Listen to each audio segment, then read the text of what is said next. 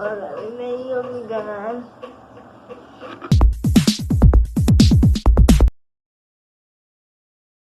Hola, bueno, llegué a este video sobre cosas del coronavirus. Bueno, eso que se acá es como una enfermedad que ya pues cosas graves y eso, pues, pero bueno, y eso, pero muy importante, que es muy importante, porque es muy grave, una grave contagiosa, que bueno, que es escasa, aquí lo voy a dejar para que me entiendan, que es escasa, y ya, bueno, véalo para que lo vean, es muy importante, ya pues, me mando una besito, espero que les guste, dale campanita y dale comentario, suscríbete a mi canal y dale campanita, no para que no pierda el video. Bye, besito. Muy buenas tardes. Buenas tardes. Vamos a... Adelante, estimado José Luis. Muy bien, pues son las 19 horas del lunes 13 de abril de 2020. Estamos en la Ciudad de México, este es el Palacio Nacional, y vamos a iniciar la conferencia de prensa diaria sobre la situación de la pandemia de COVID, la enfermedad causada por el nuevo coronavirus SARS-CoV-2. Y hoy vamos a tratar tres temas: el informe técnico diario sobre la situación epidemiológica del mundo y de México, que lo presentará el doctor José Luis Salomía, director general de epidemiología. Hoy tenemos el gusto de tener a la doctora Carla Berdichevsky-Feldman, quien ya ha venido en otras ocasiones y es la directora general del Centro Nacional de Equidad, Género y Salud Reproductiva, y nos va a venir a presentar la nueva guía o lineamientos técnicos para el manejo de COVID en el puerperio, más bien en orden, en el embarazo, el parto y el puerperio, guía que recientemente salió y que ella coordinó con un amplio grupo de consulta en instituciones y dependencias y grupos sociales, expertos y expertas en esta materia. Bienvenida, Carla. Muchas gracias. Y por supuesto nos da mucho gusto que también nos acompañe el doctor Víctor Hugo Borja Aburto, quien además de ser un eminente epidemiólogo e investigador nacional, es el director de prestaciones médicas del Instituto Mexicano del Seguro Social, y nos va a comentar este tema que hemos venido trabajando sobre el uso de los equipos de protección personal y la importancia de utilizarlos apropiadamente para el personal según la actividad que realiza y otros temas relacionados. Bienvenido, doctor Borja. Le pido entonces al doctor Salomía si nos comenta. Con su permiso, señor secretario. Buenas tardes a todas y todos. Iniciamos con nuestro panorama internacional de cómo se está comportando la pandemia a nivel mundial.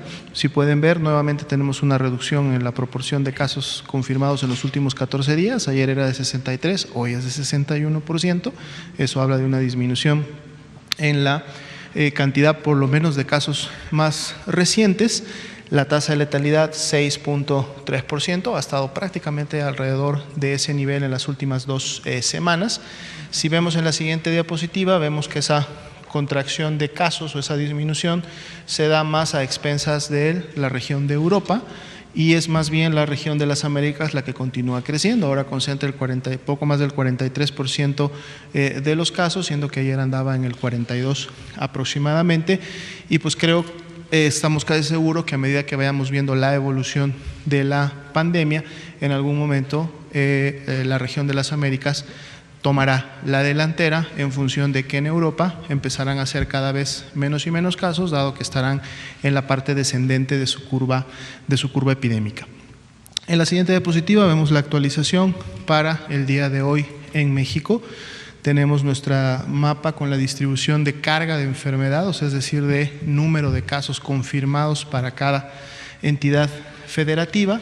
En total suman para todo el país 5.014 casos, así también han salido 23.040 personas negativas al resultado del laboratorio de COVID y también se actualiza el número de defunciones a lamentablemente 332, más de 37.000 personas que hasta el momento han sido ya estudiadas y entradas a un protocolo de investigación de todos estos casos en relación a COVID-19 en México.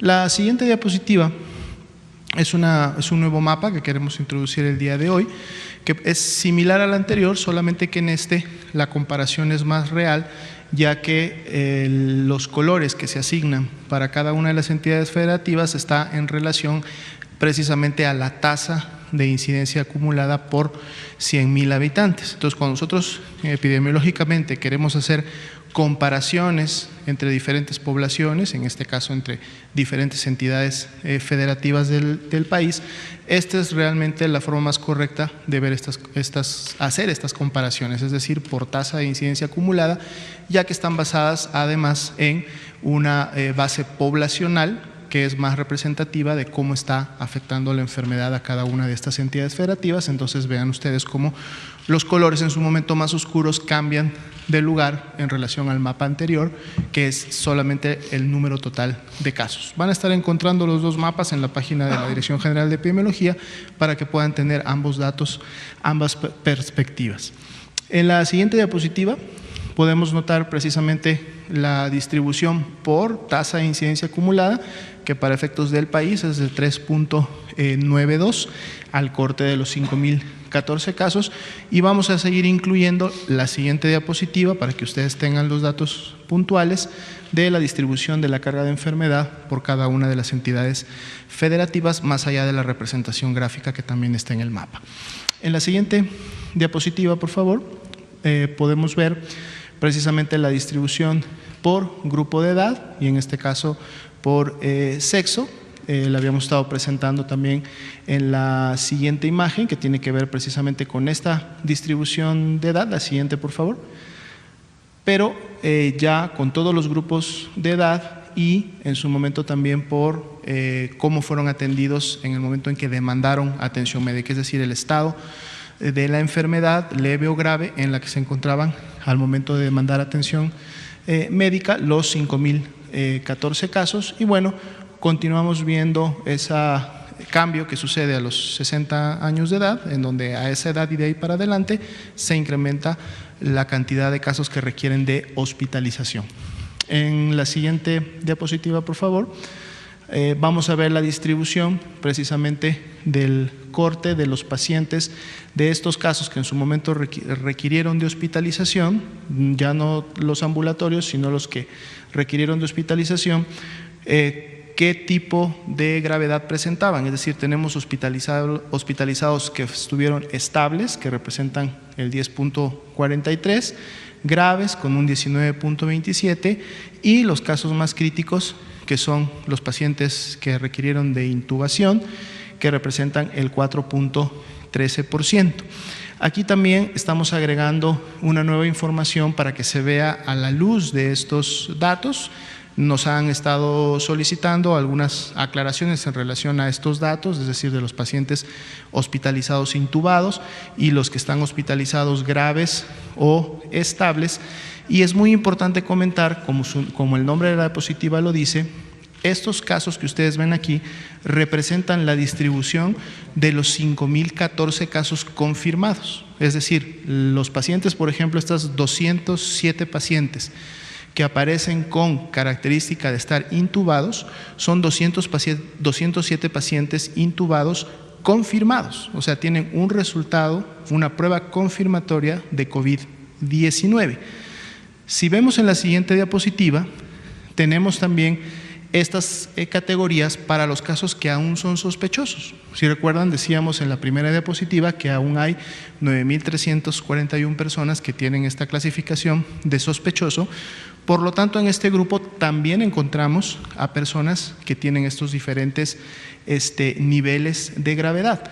Por ejemplo, hospitalizados estables, 879, hospitalizados graves, 1022, hospitalizados críticos, es decir, intubados, hay otras 145 personas que también tienen esta característica, es decir, que están intubados, pero que no son casos confirmados todavía de COVID-19. Recordemos que estos 9.341, donde están estas otras personas intubadas o hospitalizadas graves, no necesariamente todas ellas van a ser confirmadas a COVID-19. Ahorita vamos a ver los porcentajes de positividad y pueden también ustedes ver en la diapositiva que una gran cantidad de personas finalmente ha sido descartada a la enfermedad como casos negativos. Entonces es importante comentar que si nosotros consideramos a todos los que en su momento o en algún momento de su evolución fueron considerados como casos sospechosos, más allá que posteriormente se descartaron o se confirmaron, podemos ver totales que pueden llegar hasta 14.355, es decir, es una manera de cómo podemos en su momento presentar la información o ver los números. Pero entonces sí ser muy puntuales que las gráficas que nosotros ofrecemos todos los días y la distribución que hacemos todos los días es en base a la columna de confirmados. Es decir, son esos 5.014 casos que, por ejemplo, hoy ya tienen un resultado positivo. Pero, como ustedes pueden ver, tenemos también casos sospechosos que están esperando ese resultado y donde entonces podría existir más casos al siguiente corte que pudieran en su momento tener alguno de las clasificaciones que aquí vemos. Igual sucede con las defunciones. Hoy tenemos 332 defunciones confirmadas a COVID-19, sin embargo hay 84 personas también que ya fallecieron, pero que están en categoría de sospechosos, es decir, todavía no tenemos un resultado confirmatorio. Tampoco significa que las 84 personas van a ser necesariamente casos de COVID-19 en función de los porcentajes de positividad. Entonces vamos a estar también presentando esta información para que podamos tener todo el perfil completo de cómo están sucediendo los casos. En la siguiente diapositiva veremos precisamente de estas 332 defunciones, la mayoría han sido hombres, representan el 70% de estas defunciones y bueno, vemos la distribución que hay de personas que han fallecido y que han tenido una comorbilidad asociada, siguen estando arriba con la mayor proporción, la hipertensión, la diabetes y la obesidad, sin perder de vista que otros comorbilidades continúan también presentando incremento en este caso. En la siguiente diapositiva vemos las defunciones por los grupos de edad predefinidos, lo habíamos estado presentando en una tabla, ahora se lo presentamos en un gráfico. Las columnas de color oscuro representan la cantidad de defunciones que han ocurrido en esos grupos de edad y la línea de color verde representa la letalidad para cada uno de esos grupos. Como ustedes pueden ver, en los menores de 25 años no ha existido ninguna defunción, por lo tanto la letalidad es 0. En el grupo de 25 a 59, un poco más de 180, de hecho digamos que hay más defunciones en ese gran grupo que en los mayores de 60, más sin embargo, como en este grupo es donde más han enfermado, podemos ver cómo la letalidad en el caso de mayores de 60 para el día de hoy llega a 14.6, ¿no? Es una letalidad mucho mayor que la observada a nivel nacional y es mucho mayor que la que observamos en los diferentes, digamos, en estas agrupaciones que estamos teniendo por edad, y de ahí la recomendación para que las personas que tienen esta edad pues sean las que más, junto con las comorbilidades, atiendan el llamado a quedarse en casa. La siguiente diapositiva, tenemos la distribución de la letalidad por entidad federativa, dependiendo de cómo ocurren o se agrupan las defunciones día por día, pues bueno, esto puede cambiar, pero también se lo dejamos para que ustedes puedan tenerla por entidad federativa, sabiendo que la media nacional es de 6.62. Y también en la siguiente diapositiva, otro dato que es la mortalidad, esto es igual en la base poblacional, 0.26 para todo el país, y vemos también cómo esto se distribuye desde un 1.28 hasta un 0.04 para las diferentes entidades federativas. La siguiente diapositiva podemos ver precisamente el porcentaje de positividad.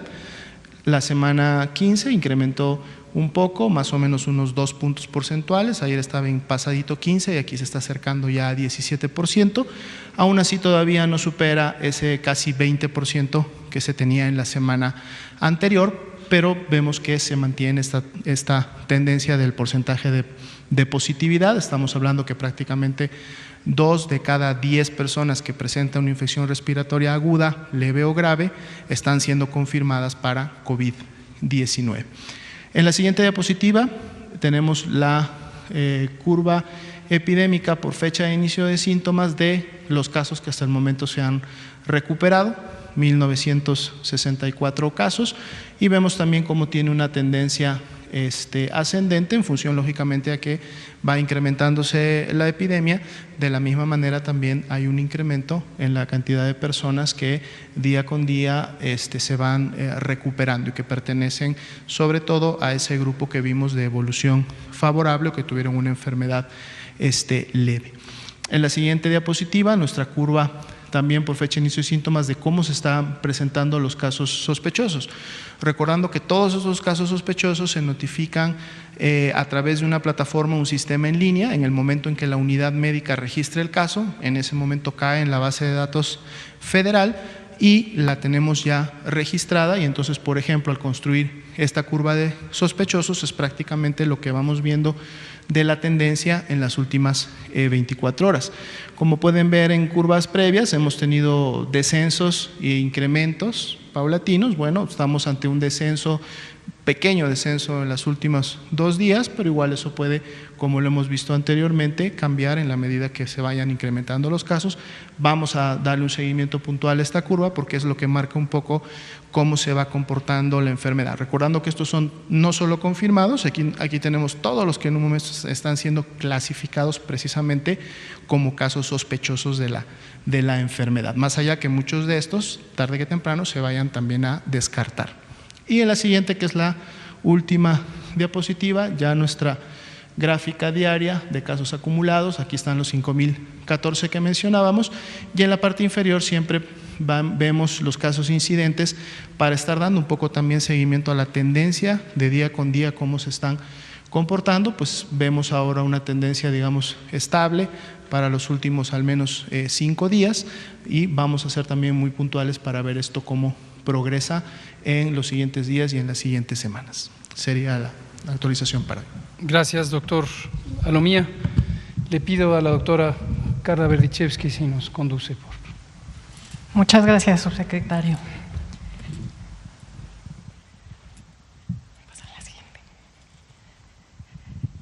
Pues como mencionaba el subsecretario, hemos trabajado al interior de la Subsecretaría de Prevención y Promoción de la Salud en el desarrollo de un nuevo lineamiento muy importante para nuestra población ante la epidemia de coronavirus.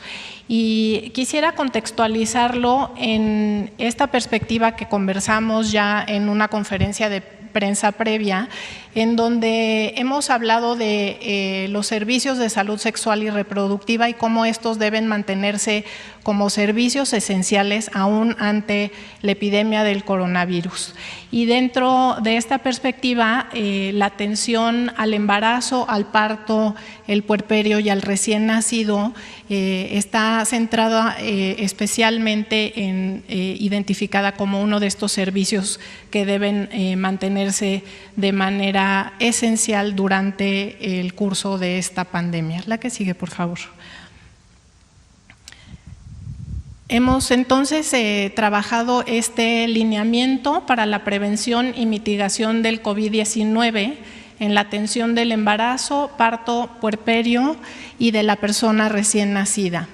Quisiera detenerme para explicar que este lineamiento retoma la evidencia internacional disponible a la fecha, pero lo queremos considerar como un lineamiento vivo. Es un lineamiento que tiene que estar actualizándose conforme vaya surgiendo nueva evidencia y conforme vayamos también identificando qué está pasando con nuestra propia población.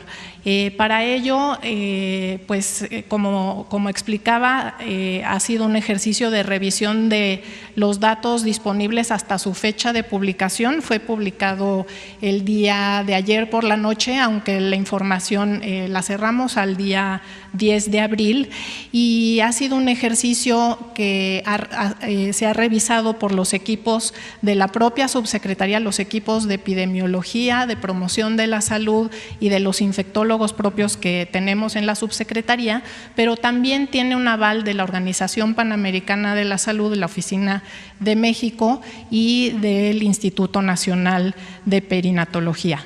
Este lineamiento, como los demás lineamientos que se han emitido por la subsecretaría, está disponible en el micrositio de coronavirus, está disponible también en la página del Centro Nacional de Equidad de Género y Salud Reproductiva, y no es un lineamiento aislado a los otros lineamientos que se han publicado, es un lineamiento que incorpora el lineamiento de atención a pacientes con COVID-19, el lineamiento también de prevención de la infección y atención a los pacientes, y también del lineamiento de reconversión hospitalaria, además de retomar las medidas definitivamente de sana distancia, que son las que sigue toda la línea de atención a coronavirus. La que sigue, por favor.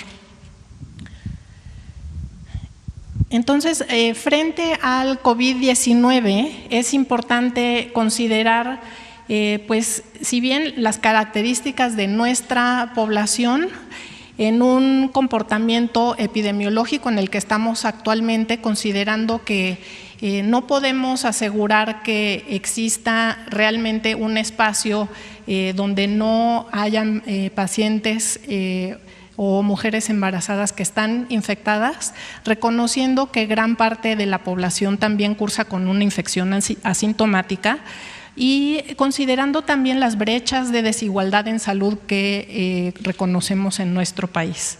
Para ello, todo esto se traduce en riesgos diferenciales que afectan particularmente a las mujeres en edad fértil, pero también a las mujeres en el proceso reproductivo, y por ello es necesario intensificar los esfuerzos que garanticen no solamente la continuidad de los servicios, pero también su calidad.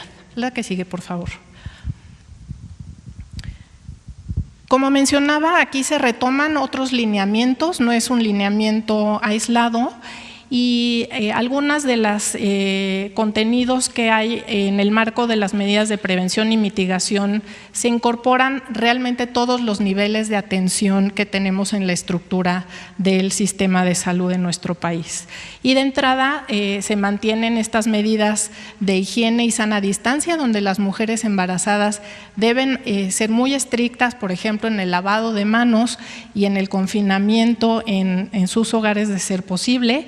Pero las mujeres también deben esperar que cuando lleguen a los servicios de salud, que reitero, no deben interrumpirse, pasarán por filtros de supervisión al ingreso de las unidades para que ahí exista un proceso de detección temprana para quienes tengan ya síntomas respiratorios, y para quienes están libres de síntomas pasen por un canal de atención que trate de limitar el contacto con otros casos que sí están sintomáticos o confirmados. Además, se considera que este lineamiento se adentra en los planes estatales para reconversión hospitalaria, que efectivamente permite trazar cuáles son estas líneas de atención para los diferentes tipos de casos de mujeres que están embarazadas, que están ya en un proceso de parto o puerperio, y responde a un flujograma de servicios de atención obstétrica que se detalla en el contenido del propio lineamiento. La que sigue. Entonces, ¿qué hacer si estás embarazada? Aquí reitero, primero que nada, seguir las medidas de higiene y de sana distancia, en donde enfatizamos el quedarse en casa. Ahora más que nunca esto es pues crítico para todas las mujeres, sabiendo que como cualquier persona que no estuviera embarazada, puede una mujer embarazada estar en riesgo de tener una enfermedad leve, una enfermedad complicada o una enfermedad que la lleve incluso a la muerte. Sobre todo, considerar que hay poblaciones también de mujeres embarazadas que tienen factores de riesgo adicionales y comorbilidades que las ponen en un riesgo aumentado. La que sigue. Si estás embarazada, no olvides prestar atención a los signos de alarma que son propios del embarazo y que pueden estar señalando complicaciones que deben ser atendidas. Aquí está una lista, son síntomas que todas las mujeres deben tener muy en mente, muy presentes, y los enlisto. El sangrado vaginal o la salida de líquido son señales que una mujer debe vigilar para solicitar atención. El dolor de cabeza intenso, la visión borrosa o lo que se conoce como ver lucecitas, el zumbido de oídos, la hinchazón de cara, manos o pies, el dolor en la boca del estómago o fiebre. Estos siempre son signos de alarma y no dejan de serlo ahora ante la epidemia del coronavirus. La que sigue, por favor. Si estás embarazada, no te quedes incomunicada. Sabemos que estás en tu casa y para ello existe esta línea de atención. Es una línea telefónica, el 800 Materna. Es una línea que está disponible a nivel nacional. Abajo está el 800 más los números que corresponden, 6283762. Por favor, si estás embarazada, anótala y ten este número a la mano, que es una forma de conectar y responder a tus dudas sobre signos de alarma o sobre a qué unidad debes acudir para obtener atención.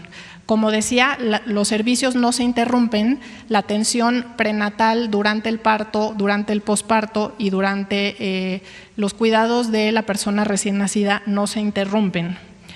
En esta línea materna, si requieres información en cualquiera de estas fases, la puedes obtener. Igualmente para la lactancia, que no debe interrumpirse durante la pandemia. Igualmente, recomendamos muy enfáticamente que estando en casa exista un vínculo social, un número telefónico de una amiga, de las personas que normalmente son nuestra red de apoyo, incluso de personas que pudieran ser parte del sistema de salud y que en su momento nos hubieran ofrecido un acceso telefónico también para crear un vínculo de atención y no requerir que la mujer salga de su casa para, por ejemplo, responder a alguna duda. La siguiente, por favor. Pero también si estás embarazada, recuerda que puedes presentar síntomas de coronavirus. Y entonces, si presentas tos, dolor de garganta, dolor de cabeza o fiebre que sea igual o mayor a 38 grados, estos son síntomas que debes tener muy presentes. Si sospechas que tienes coronavirus o que alguien cercano a ti puede tenerlo, aquí la recomendación entonces es utilizar la línea COVID, que ya se ha presentado en conferencias de prensa previas y que también tiene líneas directas por cada estado, y el directorio de estas líneas de atención igualmente están en el micrositio bajo la pestaña de contacto y directorio. La que sigue, por favor. Y finalmente, si estás embarazada, recuerda acudir a tu consulta prenatal siguiendo las indicaciones del personal de salud de tu clínica. El personal de salud es quien debe conocer este lineamiento y lo que aquí se propone para diversificar la atención y efectivamente derivar a las pacientes que tienen síntomas o una enfermedad confirmada y tratar de tener en otro espacio a las mujeres que no han presentado síntomas para alejarlas de los espacios donde pueda haber más pacientes con enfermedad. Es muy importante también que la consulta prenatal no solamente se mantiene en frecuencia, sobre todo para las mujeres que presentan riesgo obstétrico, sino también en contenido. Hay cosas en la atención prenatal que no podemos dejar de hacer y en los servicios de salud se seguirán ofreciendo las pruebas para detección de VIH, por ejemplo, para prevenir la transmisión madre a hijo, que son parte fundamental de la atención prenatal. La que sigue, por favor.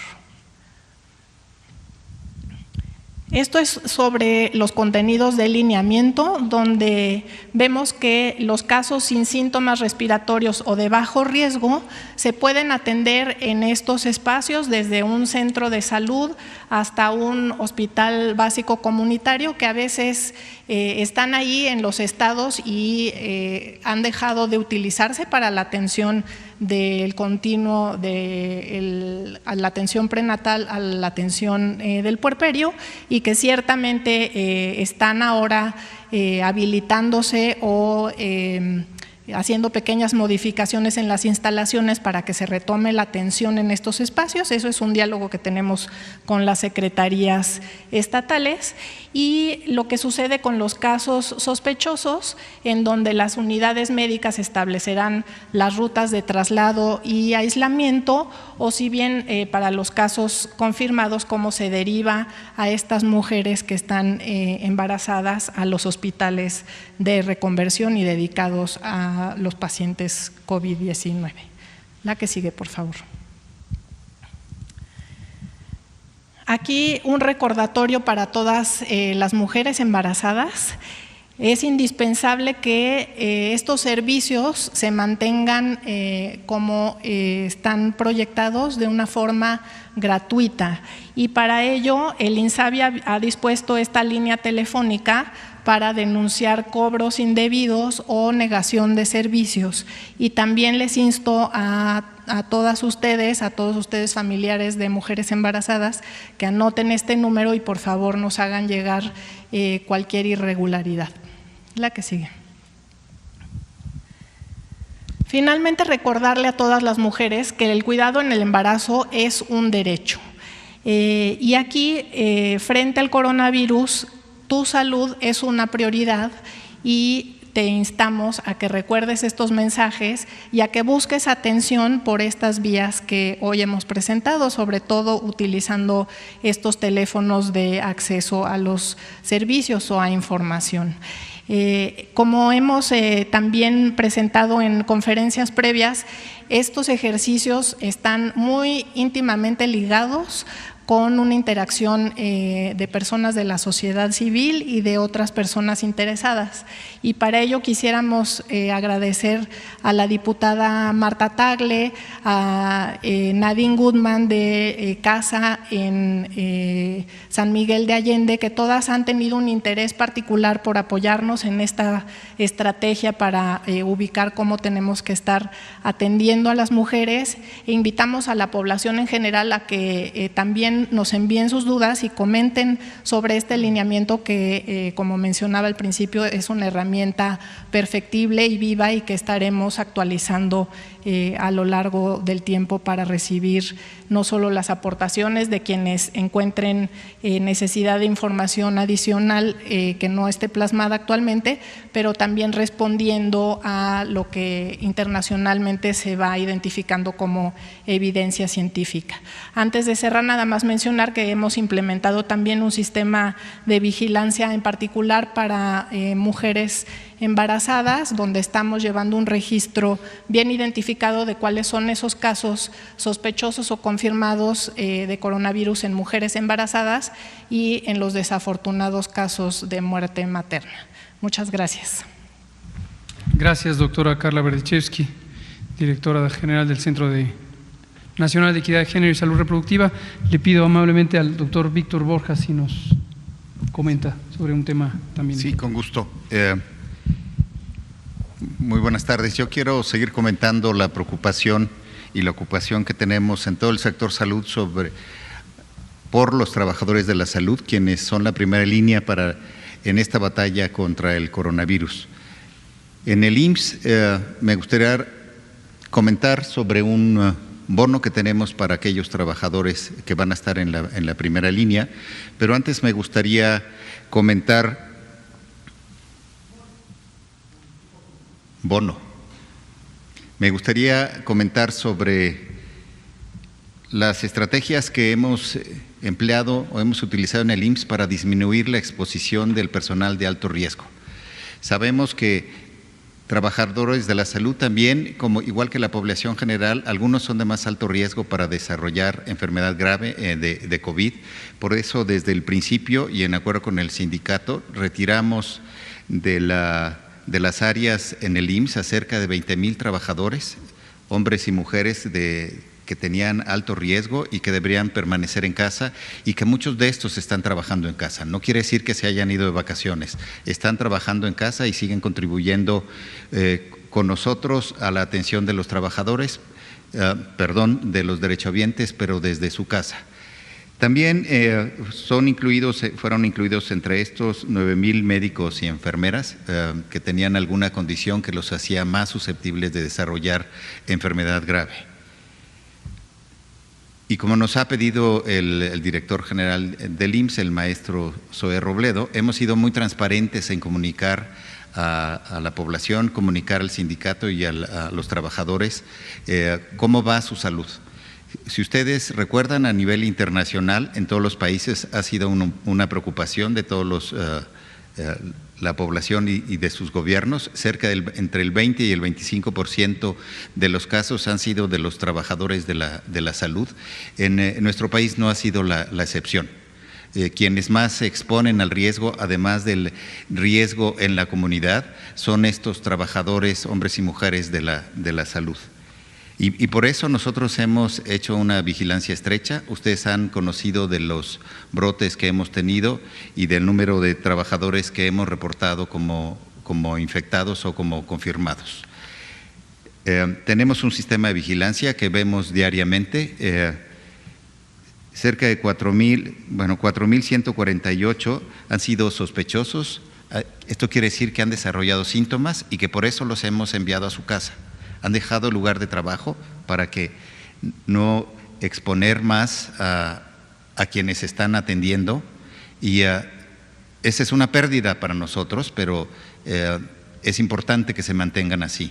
A estos 4,148 le hemos hecho pruebas y han sido 535 positivos. 535 positivos, ustedes pueden decir es mucho o es poco. Es un sistema de vigilancia que muestrea a todos los trabajadores sintomáticos. No es un sistema centinela el de los trabajadores de la salud, a diferencia del resto del sistema de vigilancia epidemiológica que tenemos para la población general. Esto es así porque son sujetos de alto riesgo y son muy valiosos para poder seguir atendiendo al resto de la población. Hemos comunicado también que desafortunadamente hemos tenido 9 defunciones. Y si ustedes hacen el cálculo de la letalidad, esto es menor al 2%. Esta letalidad es más baja que la que se reporta a nivel nacional, pero finalmente es porque también el denominador es mayor, porque no es un sistema centinela, es un sistema que toma muestra a todos los trabajadores. Esta letalidad no está más arriba de lo que se ha reportado en otros países, menor al 2%, dada la edad que tienen nuestros trabajadores. Hemos reportado que hemos tenido brotes en Monclova, donde tuvimos 41 casos confirmados. Reportamos también un brote en San José del Cabo con 42 casos confirmados. Reportamos también un brote en el Estado de México, en el HGZ 72. Reportamos también otro brote en el HGZ 27 y reportamos otro brote en Tijuana con 24 casos confirmados. Lo importante no es solo ver los casos confirmados, sino qué hacemos una vez que se detectan estos brotes. Y han sido las intervenciones de sanitización, de mejora de las condiciones. Hemos retirado al personal para hacer la sanitización, se han estudiado los contactos que se van a casa. Esto ha provocado en muchos de ellos que disminuya de manera importante el personal médico que tiene que atenderlos, pero hemos aprovechado en muchos de estos, dado que estamos en la fase 2 todavía, de retirar a los pacientes, referenciarlos a otros hospitales y la mayor parte de estos hospitales se van a dedicar como hospitales COVID. La gente, los trabajadores que se han ido, la mayor parte son jóvenes y tienen una enfermedad leve. Reconociendo este alto riesgo que tienen los trabajadores de la salud en el IMSS, vamos a reconocer a aquellos que desarrollan la enfermedad y estén tratando pacientes como riesgos de trabajo. Si ustedes saben, en la Ley Federal del Trabajo se reconocen algunos riesgos relacionados con la ocupación y reconoceremos estos riesgos de trabajo como riesgo de trabajo que les da algunas prestaciones adicionales a los trabajadores de la salud.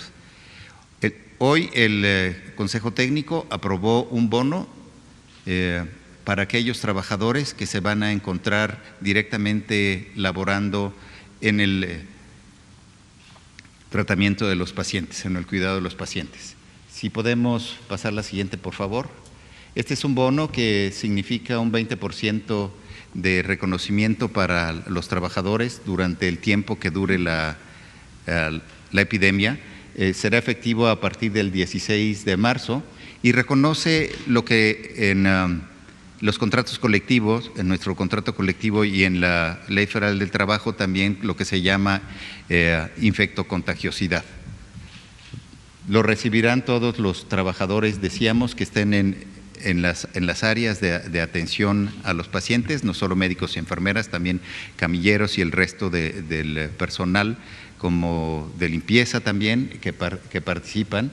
Y esto se conformará con el sueldo integrado y ha sido aprobado, como decía hoy, por el Consejo Técnico. Además de esto, hemos buscado mantener la seguridad en la prestación del servicio. Como les decía, hemos sanitizado los hospitales y el día de hoy se encuentran distribuidos lo que llegó del puente aéreo de México-China el 7 de abril y el 10 de abril y se encuentran distribuidos estos equipos de protección personal a todas las delegaciones. El último vuelo fue precisamente el más lejano a Tijuana en Aeroméxico el día de hoy. Esperamos seguir fortaleciendo la salud y seguridad de nuestros trabajadores. Reconocemos su esfuerzo, reconocemos la valentía de estos héroes de la salud y estamos todos con ellos y queremos que la población también lo reconozca. No solo nosotros lo reconocemos, sino que lo reconozca la población. A todos los trabajadores de la salud, no solo del IMSS, sino del sector en general, tanto públicos como privados. Muchas gracias. Gracias, doctor Víctor Hugo Borja, director de prestaciones médicas del IMSS. Ángeles Cruz, del periódico La Jornada. Blanca ahora no, porque ya le tocó ayer, y usted que no le ha tocado. Gracias, buenas noches, subsecretario. Quisiera puntualizar sobre los datos que nos dieron hoy de los casos sospechosos. ¿Aplicaría el porcentaje de positividad que han mencionado del 16 o del 20% para tener un cálculo, ya que son sospechosos, de cuántos efectivamente estarían siendo COVID eventualmente? ¿Aplica pues el porcentaje de positividad? Y sobre otro asunto, ¿han pensado en la posibilidad de cambiar la manera de evaluar a las personas con síntomas? Porque hoy he conocido algunos casos de personas que tienen síntomas distintos a los que se han dicho, la tos, la tos seca, fiebre, etcétera, la falta de aire, pero si solo tienen dolor de pecho para respirar, no entran en la categoría de sospechosos de COVID. Hay una persona que falleció ayer con estos síntomas y nunca jamás le reconocieron ser un caso sospechoso. Bueno, sí, un caso sospechoso sí, pero no le hicieron la prueba ni lo recibieron en hospital y ayer falleció. Entonces, hay la posibilidad de que en México se estén presentando síntomas distintos a los que se han estado mencionando para reconsiderar cuando una persona requiere una atención más especializada. Esa es una cosa. Y quisiera yo saber sobre los casos sospechosos también, ¿cuánto tiempo en promedio se están tardando los laboratorios para tener el resultado confirmatorio o negativo de la infección? Porque esto va ligado con una pregunta que hice antes, de las personas que incluso pueden fallecer sin saber si efectivamente tenían o no la enfermedad, ¿no? Después de varios días de estar hospitalizados. Entonces, ¿cuántos días están tardando para dar este resultado? Gracias. Doctora Lomía, si nos comenta todo esto, por favor. En relación al porcentaje de positividad, de manera preliminar pudiera así aplicarse el porcentaje de positividad para al menos de los casos que aún son sospechosos, es decir, hay una expectativa de que al menos, o sea, como un valor mínimo, pudiéramos tener esta cantidad más de casos confirmados para cada una de las categorías. Sin embargo, no sería tampoco lo correcto porque, como hemos comentado, a medida que va incrementándose la transmisión, este porcentaje de positividad puede incrementarse. Entonces, pudieran sí darnos un mínimo más que sumar a los ya confirmados, pero realmente pudieran ser más, porque si el porcentaje de positividad se incrementa, entonces la cantidad de los casos sospechosos que realmente serían confirmados a COVID-19 pudiera ser mayor, pero como un dato general como tal, pudiera así aplicarse este porcentaje a los que aún son sospechosos y hacer como una especie de estimación rápida, ¿no? Y decir, además de los que ya tengo confirmados, como mínimo puedo tener estos más, porque no esperamos que el porcentaje de positividad disminuya, sino que más bien se incremente, ¿no? Pero sí, precisamente habría que esperar, y lo uno con la tercera pregunta que tiene que ver con el tema de los resultados. 72 horas, o sea, 3 días, es lo que en promedio toda la red, porque eso es un promedio de toda la red nacional de laboratorios, están, digamos, en un máximo de tiempo emitiendo resultados. De hecho, el control o el indicador de calidad para resultados de laboratorio es precisamente o sea, después de 72 horas se considera ya que un resultado no es oportuno como tal. La gran mayoría, estamos hablando de casi el 75% de los resultados se han tenido dentro de este rango de 72 horas. Y en el caso de los signos y síntomas de enfermedad, lo que se ha observado tanto en los casos en México como en la bibliografía internacional es que los síntomas respiratorios tienen una gran, variedad de presentación. El dolor de pecho como tal pudiera identificarse como un signo de alarma en una persona que presenta signos respiratorios. Sin embargo, el dolor de pecho por sí solo, la dificultad respiratoria, de hecho, la dificultad respiratoria es el signo de alarma, digamos, más común cuando empieza una persona a tener una evolución grave. De hecho, es el principal signo de alarma, la dificultad respiratoria. Pero el dolor de pecho puede asociarse a muchas otras patologías, entre ellas, por ejemplo, el infarto al miocardio o infarto cardíaco, precisamente expresa dolor de pecho como signo o síntoma principal. Entonces, sí es importante que estén presentes otra sintomatología respiratoria para que el caso pueda cumplir con la definición operacional y ser considerado como sospechoso de COVID. Gracias, doctora Lomía. Usted y usted. Y Araceli. Usted. Buenas noches, doctor. Buenas noches a los que le acompañan en la mesa. 2 preguntas rápidas. La primera, en redes sociales se ha dado en estas últimas semanas, especialmente ayer, una controversia por la cuestión del abasto de insumos. Tijuana, por ahí incluso un comediante pues se prestó a este tipo de cuestiones. Si nos puede hablar de esta cuestión de los vuelos que se tienen ya en puerta, si hay una fecha táctica o ya considerada para que este tipo de desabasto se acabe, siendo que sea fuerte o no sea fuerte, como se menciona en redes sociales. Y la segunda, si nos puede hablar un poco el doctor del Seguro Social de Prestaciones Médicas en cuanto a las características exactas del bono. Nos mencionaba que incluso hasta personal de limpieza va a aplicar lo del bono por riesgo de trabajo. Y en base a eso, si usted, doctor, nos puede comentar si se está estudiando un bono también para el personal de la Secretaría de Salud. Gracias. Le contesto la primera y le paso la voz al doctor Borja.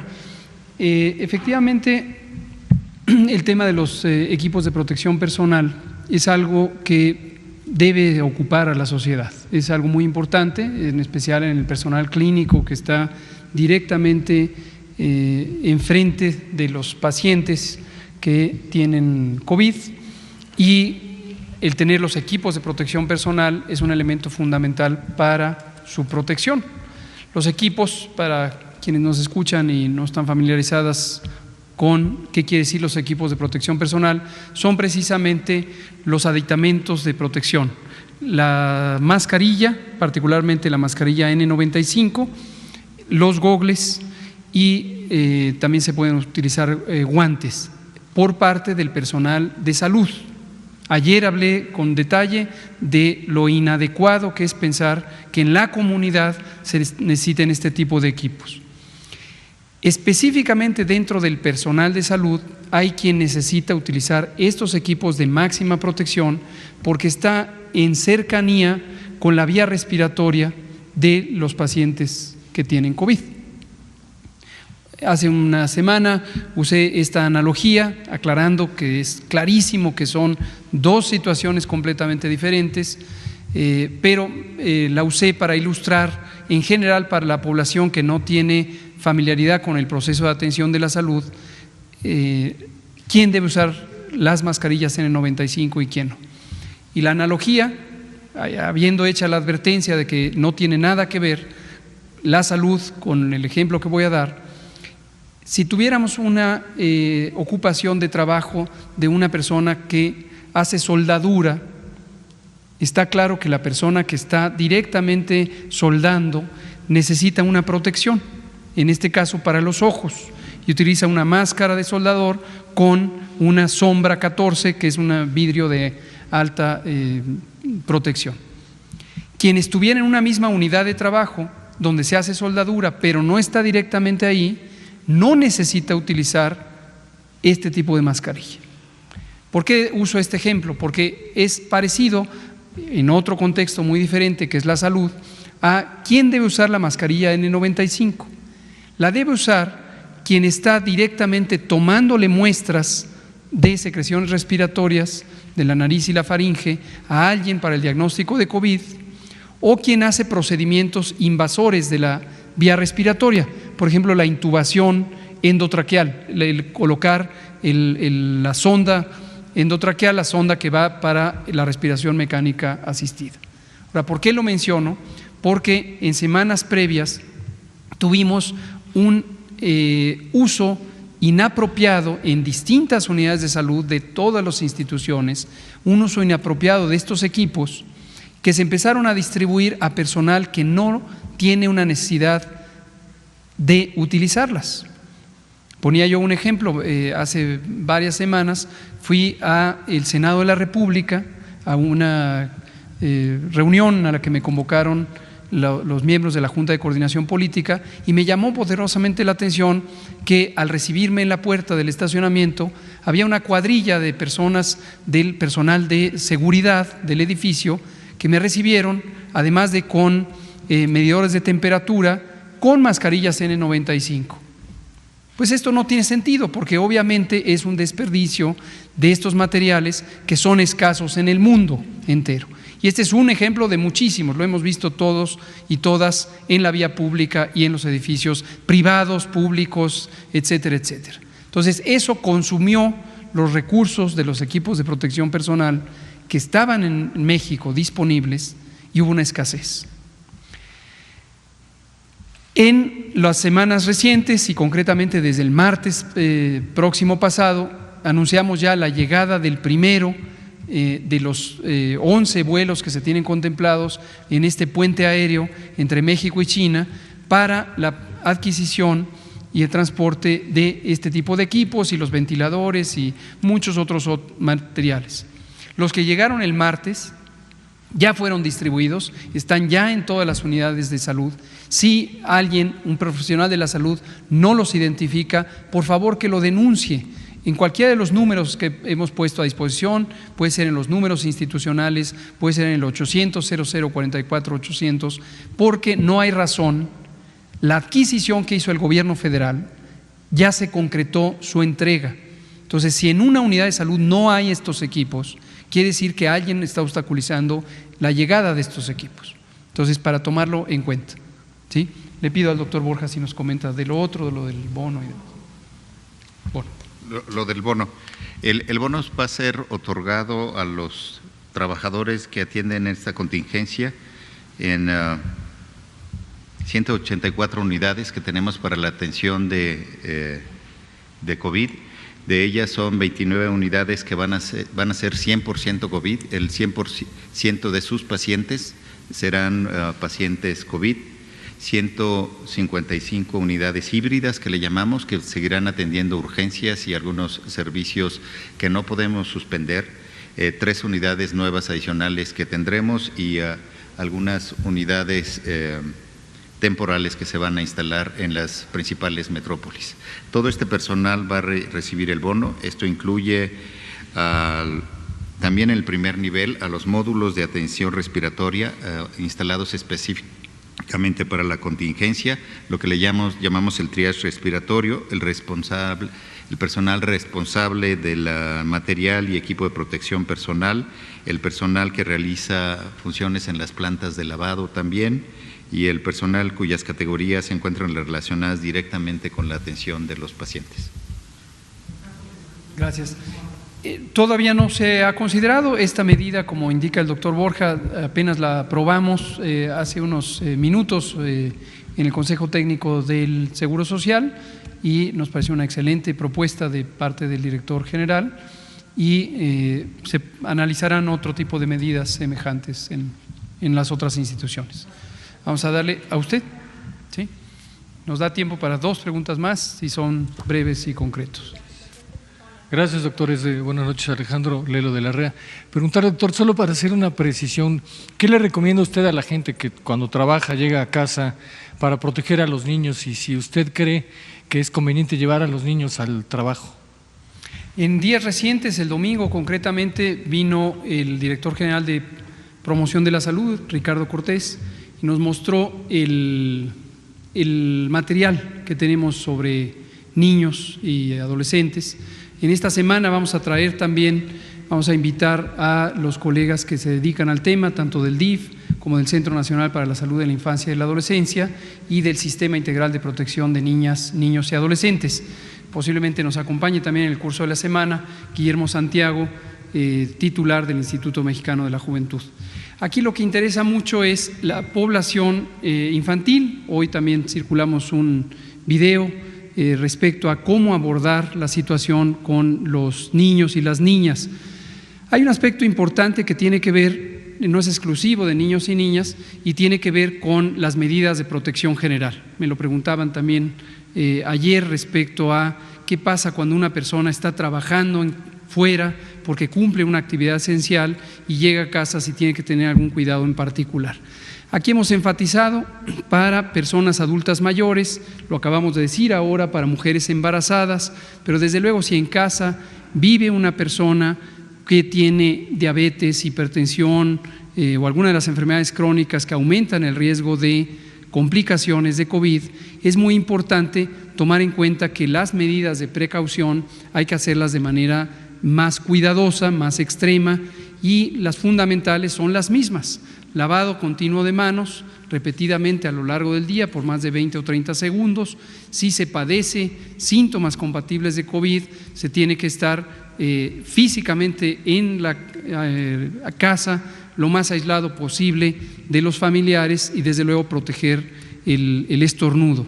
Esas son las medidas generales para una infección de transmisión respiratoria y hay que cuidar en todos los casos, no solamente en los niños, sino también con mayor razón en adultos mayores.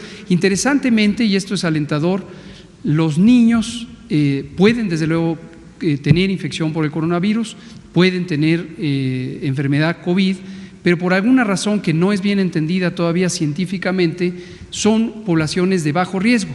Contrario a lo que recordarán, alertábamos al inicio de la epidemia en México que los considerábamos en la misma categoría de riesgo que la influenza, pero a lo largo de estas semanas, con la evidencia que ya ha surgido de lo que ocurrió en otros países y que ocurre también en México, se documenta afortunadamente que las personas jóvenes, incluyendo niñas y niños, no tienen un riesgo particular de presentar complicaciones. Claro, aquí hay solo un agregado, doctor. ¿Usted no cree haber violado, incumplido el protocolo, el sábado anterior cuando trajo a su hijo aquí a Palacio Nacional y se lo pregunto no porque no es un asunto familiar, porque usted es el ejemplo de todos los mexicanos en este momento y trae a su hijo a Palacio. Además, Palacio Nacional es un lugar público. ¿No incumplió este protocolo de cuidado a los niños? ¿No dio un mal ejemplo, doctor? El ejemplo es importante, pero lo más importante es la conciencia del riesgo. Hemos estado hablando todos los días, espero que usted haya prestado toda la atención debida a las medidas de precaución.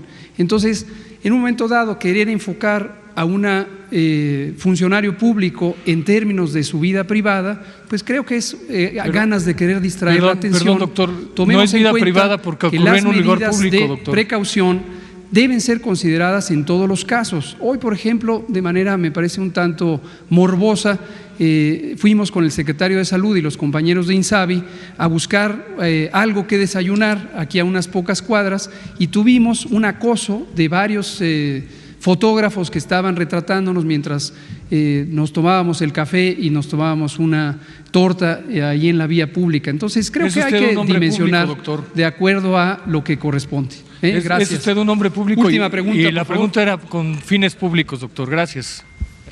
Gracias. Ernesto Osorio, del Instituto Mexicano de la Radio. Preguntarle, doctor, revisando la página hoy del Consejo de Salubridad General, me encontré con el documento de la guía bioética de asignación de recursos de medicina crítica para el personal de salud. Y mi pregunta va específicamente si es que esta guía se ha entregado ya al personal médico de las instituciones de salud pública, es decir, las decisiones que por un consejo de ética, tengo entendido que se formó, se van a tener que tomar decisiones difíciles, como por ejemplo el priorizar atención a un grupo de personas de mayor edad o de menor edad, según sea el caso. ¿Se ha dado ya esa capacitación? ¿Se ha difundido entre el personal médico esta guía? Este tipo de guías son muy importantes, no son nuevas, ahora aplican a COVID, es una adaptación de preceptos éticos fundamentales. También la Comisión Nacional de Bioética, que depende de la Secretaría de Salud, en semanas recientes tuvo reflexiones con distintas personas especialistas en ética, en bioética, en ética de la atención médica, y lo que consideramos que es muy importante en este momento es ubicar los distintos escenarios en los que podemos enfrentar una situación tan compleja como esta. Y no perder de vista que los preceptos éticos fundamentales, muchos de ellos representados también en forma de leyes o disposiciones jurídicas diversas, deben ser considerados como estándares universales.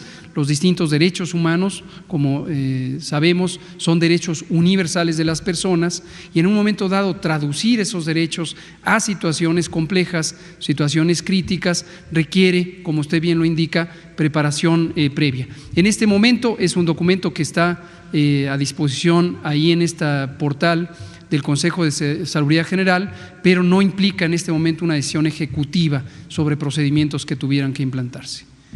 ¿Es el término? Muchas gracias. Aquí terminamos. Gracias. Mañana empezamos. Gracias.